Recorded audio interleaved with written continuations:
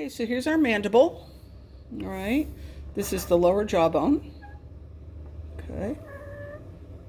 Of course, it's normally attached to the skull, but for our purposes, we're going to take it off of the skull, and I'll show you the parts of it.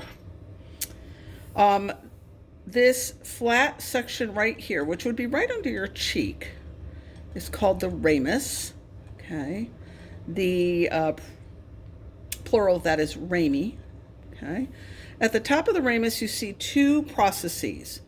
The pointed process is the coronoid process, and the rounded process is the condylar process. Now, it's called the condylar process because the smooth condyle is on the top of it. This is what sticks into your temporal bone to form your TMJ joint.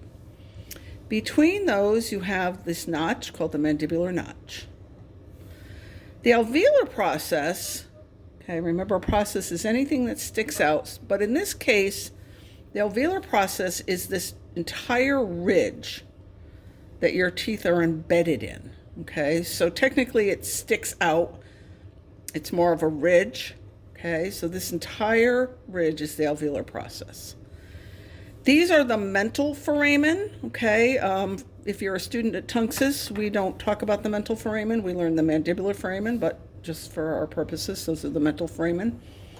The mandibular foramen now is, and I'm going to zoom in here, on the inside of the ramus. And we mentioned this one here at Tunxus because we have a lot of students who go into dental hygiene and dental assisting. So you'll see a hole right here on the inside aspect of the ramus, and that is the mandibular foramen. And that would be the hole that a dentist would use if they were going to try to numb up the entire half of this mandible and this jaw, okay? They would aim their Novocaine needle right into this area here because the nerve that innervates this part of your jawbone, the mandible, it goes right into that hole. And so that's the clinical significance of the mandibular foramen.